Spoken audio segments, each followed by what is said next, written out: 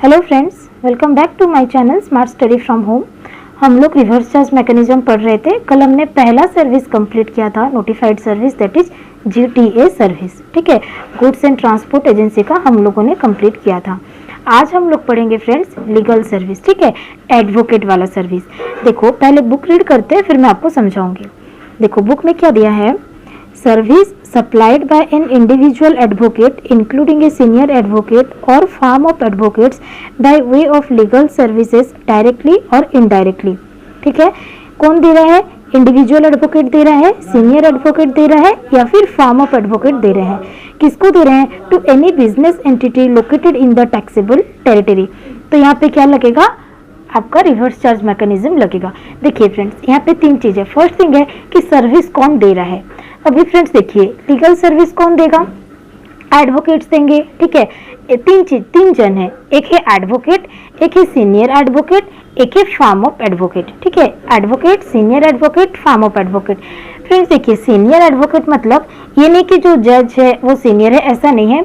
कुछ क्वालिटीज, कुछ चीजें, क्राइटेरिया है, वो जीएसटी में है, उनको भी जीएसटी में सीनियर एडवोकेट का दर्जा दिया गया है। ठीक है, आइदर वो एडवोकेट हो, सीनियर एडवोकेट हो और एडवोकेट का फॉर्म हो, वो लोग देंगे लीगल सर्विस। ठीक है, किसको देंगे फ्रेंड्स? किसी को भी दे सकते हैं। सपोज मेरे को दिया, मैं एक इंडिविजुअल हूँ, मेरे को दी। ठीक है, सपोज मैं जा रही थी, सपोज मेरा कार में एक्सीडेंट हो गया, मैंने लॉयर हायर किया, कुछ एक्सीडेंट हो गया, फिर मेरे को कोर्ट के सामने रिप्रेजेंट किया। ठीक है, तो उसने मुझे लीगल सर्विसेज दी, तो क्या वो मुझे जीएसटी चार्ज करेगा या फिर मैं आरसीएम में पे करूंगी? तो यहाँ पे बोला क्या है, देखिए कि रिसीवर कौन है? Only business entity. जहाँ ओनली बिजनेस एंटिटी को जब देगा तभी वहाँ पे आरसीएम लगेगा। नॉर्मल चार्ज मैकेनिज्म है ही नहीं। ठीक है, एडवोकेट में कभी भी फॉरवर्ड चार्ज नहीं है। ठीक है फ्रेंड्स, अगर एडवोकेट मेरे से 10,000 का फीस ले रहा है तो वो उस पर जीएसटी चार्ज नहीं करेगा। ठीक है फ्रेंड्स, मैं इंडिविजुअल हूँ। ठीक है, अगर कोई एडवोकेट इंडिविजुअल को लीगल सर्विस दे रहा है तो उस पर जीएसटी नहीं लगेगा, फॉरवर्ड में भी नहीं लगेगा, आरसीएम में भी नहीं लगेगा। ठीक है, और किसको दे सकता है सर्विस? एक एडवोकेट दूसरे एडवोकेट को भी दे सकता है फ्रेंड्स। ठीक है, मैं एक एडवोकेट हूँ, मेरा फ्रेंड एक एडवोकेट है, सपोज उसका कोई एक्सीडेंट हो गया। ठीक है, और वो क्रिमिनल लॉयर नहीं है, उसका वो केस नहीं लड़ सकता, तो क्या होगा? उसका केस सपोज मैं लड़ रही हूँ, मैं उससे फीस लूंगी, तो क्या मैं उस पर जीएसटी लगाऊंगी? नहीं। अगर एक एडवोकेट इंडिविजुअल को दे रहा है तो भी उस पर जीएसटी नहीं है। ठीक है, ना एफसीएम में है ना आरसीएम में है। अगर एक इंडिविजुअल एडवोकेट दूसरे इंडिविजुअल एडवोकेट को दे रहा है, उस पर जीएसटी है क्या? उस पर भी जीएसटी नहीं है। और किसको दे सकता है फ्रेंड्स एडवोकेट वाला सर्विस, लीगल सर्विस? और किसको दे सकता है? बिजनेस, सेंट्रल गवर्नमेंट को दे सकता है, स्टेट गवर्नमेंट को दे सकता है। ठीक है, गवर्नमेंट एजेंसीज, डिपार्टमेंट, उनको दे सकता है, वहाँ पे भी जीएसटी नहीं है। ठीक है, तो किस पे है जीएसटी? ओनली बिजनेस एंटिटी पे है। अभी बिजनेस एंटिटी फ्रेंड्स दो टाइप के हैं, कोई या तो रजिस्टर्ड होगा, कोई रजिस्टर्ड नहीं होगा। किसका? कोई स्मॉल होगा, कोई बिग होगा। ठीक है, तो जोन सा बिजनेस एंटिटी सबसे बड़ा है, आई मीन जो प्रीवियस फाइनेंशियल ईयर में रजिस्ट्रेशन के लिए लायबल था और जो करंट ईयर में रजिस्टर्ड है, ठीक है, वो रजिस्टर्ड है आइदर नॉर्मल स्कीम में और कंपलसरी स्कीम में, दैट डजंट मैटर। वो सेक्शन 22 में रजिस्टर्ड हो, ठीक है, वो बिजनेस एंटिटी सेक्शन 22 में रजिस्टर्ड हो या फिर सेक्शन 24 में रजिस्टर्ड हो, वो मैटर नहीं है। ठीक है, अगर वो रजिस्टर्ड या फिर वो वॉलंटरी रजिस्ट्रेशन ही क्यों नहीं लिया हो, अगर वो रजिस्टर्ड है एंड अगर वो इंडिया में है, that is the taxable territory, अगर वो इंडिया में है एंड अगर वो लीगल सर्विसेज ले रहा है, तब उस बिजनेस एंटिटी को आरसीएम में जीएसटी देना पड़ेगा। ठीक है, और लीगल सर्विस पे कहीं पे भी जीएसटी नहीं लगता है। ठीक है, अगर कोई लीगल सर्विस एडवोकेट दे रहा है, सीनियर एडवोकेट दे रहा है, फर्म ऑफ एडवोकेट्स दे रहे हैं, किसको दे रहे हैं? बिजनेस एंटिटी को दे रहे हैं। दैट टू कंडीशन वो बिजनेस एंटिटी एक बड़ा एंटिटी है, बिग एंटिटी है, जो रजिस्टर्ड है and with in the taxable territory वो रजिस्टर्ड है, तभी आरसीएम पे लगेगा। क्लियर है फ्रेंड्स? अभी बोलो लीगल सर्विस क्या है। देखो लीगल सर्विस क्या होता है ना, कोई भी सर्विस, कोई भी चीज जिसके लिए आपको कोर्ट के सामने रिप्रेजेंट होना पड़ेगा एंड आपको रिप्रेजेंट कौन कर रहा है? आपको प्रेजेंट हो, कोई भी चीज जिसके लिए आपको कोर्ट में प्रेजेंट होना पड़ेगा एंड आपको रिप्रेजेंट कौन करेगा?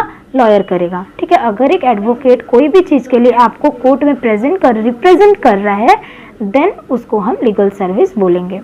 ठीक है, अभी पढ़िए, देखिए, service supplied by an individual advocate including a senior advocate और firm of advocate by way of legal services directly और इनडायरेक्टली। ठीक है, डायरेक्टली या इनडायरेक्टली अगर लीगल सर्विसेज दे रहे हैं तो वहाँ उस सर्विस को यहाँ लिया गया है। कौन देगा? इंडिविजुअल एडवोकेट, सीनियर एडवोकेट और firm of advocate. Any business entity located in the taxable territory, कोई भी बिजनेस एंटिटी जो कि टैक्सेबल टेरिटरी में है। ठीक है, लीगल सर्विस मतलब देखिए any service provided in relation to advice, consultancy और assistance in any branch of law in any manner and includes representational services before any court, tribunal और अथॉरिटी। जहाँ पे वो कोर्ट, ट्राइब्यूनल, अथॉरिटी के सामने आपको कोई भी अगर रिप्रेजेंट कर रहा है कोई भी सर्विसेज के थ्रू तो उसे लीगल सर्विस माना जाएगा। ठीक है, अभी देखिए लीगल सर्विस। ठीक है, लीगल सर्विस में क्या है? सर्विस प्रोवाइडर कौन होगा? एडवोकेट होगा, सीनियर एडवोकेट होगा या फिर फॉर्म ऑफ एडवोकेट होंगे। ठीक है, 3 जन होंगे, एडवोकेट, सीनियर एडवोकेट या फिर फॉर्म ऑफ एडवोकेट। ठीक है, सर्विस रिसीवर कौन होगा फ्रेंड्स? आइदर नॉर्मल पर्सन हो सकता है हमारे जैसे इंडिविजुअल। ठीक है, फिर कौन हो सकता है? आपका सीनियर एडवोकेट हो सकता है, एडवोकेट हो सकता है, फॉर्म हो सकता है। ठीक है, ये सब तो एग्जिम्प्टेड है। ठीक है, यहाँ पे लगेगा ही नहीं जीएसटी, ना फॉरवर्ड में ना आरसीएम में। ठीक है, फिर और एक होगा बिजनेस एंटिटी। लेकिन बिजनेस एंटिटी में फ्रेंड्स 2 केस आ गए, एक हो गया स्मॉल बिजनेस एंटिटी, एक हो गया बिग बिजनेस एंटिटी। ठीक है, बिग बिजनेस एंटिटी किसको बोलेंगे? जो कि रजिस्टर्ड है फ्रेंड्स। ठीक है, बिग बिजनेस एंटिटी किसको बोलेंगे? जो कि रजिस्टर्ड है, आइदर वॉलंटरी है, आइदर 22 में है। ठीक है, आइदर 22 में है या फिर 24 में है, डजंट मैटर। ठीक है, किसी में भी वो मैटर नहीं करेगा। ठीक है, फिर लीगल सर्विस किसको बोलेंगे? The service that represented you in the court. ठीक है, जो भी सर्विस के लिए आपको एक एडवोकेट रिप्रेजेंट कर रहा है कोर्ट में उसको हम लोग लीगल सर्विस बोलेंगे। ठीक है, तो अगर कोई legal service only big business entity को दिया जा रहा है जो कि टैक्सेबल टेरिटरी में है तो वहाँ पे ही आरसीएम बेसिस पे जीएसटी लगेगा। ठीक है फ्रेंड्स, समझ में आया? ठीक है फ्रेंड्स, अभी देखिए थर्ड सर्विसेज। थर्ड वन क्या है? Services supplied by an arbitral tribunal to a business entity. ये एकदम सेम टू सेम है एडवोकेट वाला सर्विस फ्रेंड। अगर कोई आर्बिट्रल ट्राइब्यूनल दे रहा है एक बिजनेस एंटिटी को जो कि टैक्सेबल टेरिटरी में लोकेटेड है, अगर उसको सर्विस दे रहा है तो उस पर भी आरसीएम के बेसिस पे जीएसटी लगेगा। ठीक है, कौन दे रहा है? आर्बिट्रल ट्राइब्यूनल दे रहा है। किसको दे रहा है? Any business entity located in the taxable territory. तो वहां पे भी कौन कौन हट जाएंगे फ्रेंड्स? जो इंडिविजुअल है। ठीक है, जैसे एडवोकेट क्या इंडिविजुअल को दे रहा था तो जीएसटी नहीं था, वहाँ पे एडवोकेट को दे रहा था, बट यहाँ पे आर्बिट्रल टू ट्राइब्यूनल वाला चीज़ नहीं है। ठीक है, आर्बिट्रल ट्राइब्यूनल क्या कर रहा है? अगर एक बिजनेस एंटिटी को दे रहा है, बिग बिजनेस एंटिटी होना चाहिए, रजिस्टर्ड होना चाहिए टैक्सेबल टेरिटरी में, तब वहाँ पे भी आरसीएम बेसिस पे जीएसटी लगेगा। अगर वो कोई इंडिविजुअल को देता है, सेंट्रल गवर्नमेंट, स्टेट गवर्नमेंट को देता है तब, या फिर स्मॉल बिजनेस एंटिटी को दे रहा है जो रजिस्टर्ड नहीं है, तब उस पर भी जीएसटी नहीं लगेगा, फॉरवर्ड में भी नहीं लगेगा एंड आरसीएम पे भी नहीं लगेगा। ठीक है, 4th नंबर में क्या है? स्पॉन्सरशिप सर्विस है। स्पॉन्सरशिप सर्विस बताती हूँ, देखिए service provided by way of sponsorship to any body, corporate और पार्टनरशिप फर्म। अगर कोई पर्सन स्पॉन्सरशिप सर्विस दे रहा है, किसको दे रहा है? बॉडी कॉर्पोरेट को दे रहा है या फिर पार्टनरशिप फर्म को दे रहा है। ठीक है, अगर कोई पर्सन स्पॉन्सरशिप सर्विस दे रहा है, किसको दे रहा है? बॉडी कॉर्पोरेट को दे रहा है या फिर पार्टनरशिप फर्म को दे रहा है। ठीक है, तो वहाँ पे क्या लगेगा फ्रेंड्स? आरसीएम बेसिस पे जीएसटी लगेगा। ठीक है, लेकिन अगर अदर पर्सन को दिया तब वो एग्जिम्पशन में नहीं है, तब वो फॉरवर्ड चार्ज मैकेनिज्म पे है। स्पॉन्सरशिप सर्विस पे एग्जिम्पशन नहीं है। ठीक है, मैं आपको बताती हूँ, देखिए फ्रेंड्स। ठीक है, सपोज एक पर्सन है। ठीक है, सपोज एक पर्सन है रिया। ठीक है, ये क्या कर रहा है, क्या कर रही है? ठीक है, एक्स लिमिटेड आया इसके पास, बॉडी कॉर्पोरेट। ठीक है, या फिर एक पार्टनरशिप फर्म आया इसके पास।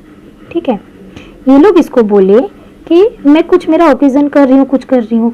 ठीक है, ये लोग आके इसको बोले बेटा एक काम करना, मेरा बैनर, ठीक है, कंपनी का बैनर, पोस्टर, ठीक है, ये सब चीज़ थोड़ा स्पॉन्सर करना अपने इवेंट में या कोई चीज़ पे। ठीक है, तुम मेरे को स्पॉन्सर करना। ठीक है, तो ये बोला ठीक है मैं कर दूंगा, मैं कर दूंगी, लेकिन मेरे को उसके लिए फीस लूँगी, मैं फीस लूँगी उनसे। सपोज मैंने इनसे 50,000 रुपया लिया। ठीक है, तो मैं जीएसटी भी चार्ज करूँगी ना फ्रेंड्स। ठीक है, सपोज 10% किया तो कितना, 5,000 का मैंने जीएसटी भी उनसे लिया। ठीक है, तो यहाँ पे बोलता है ये जो केस है ना फ्रेंड्स, यहाँ पे लगेगा आरसीएम बेसिस पे। ठीक है। इस केस में क्या होगा, एक्स लिमिटेड या जो body corporate and partnership firm है और यह को क्या करेंगे, अपना वैल्यू बस दे देंगे और जो जीएसटी अमाउंट है ना वो डायरेक्ट गवर्नमेंट को दे देंगे, ठीक है। Only in case of body corporate and partnership firm. लेकिन अगर ये सर्विस सपोज किसी और को दिया होता, लाइक मैं एक्स को देती, एक्स इज ए पर्सन, ठीक है, कोई पर्सन को देती, ठीक है, या फिर कोऑपरेटिव सोसाइटी को देती, ठीक है, कोई और मतलब किसी को भी देती बॉडी कॉर्पोरेट पार्टनरशिप फर्म को छोड़ के, तो यहाँ पे क्या लगता है, FCM, forward charge mechanism, but only when the person is registered.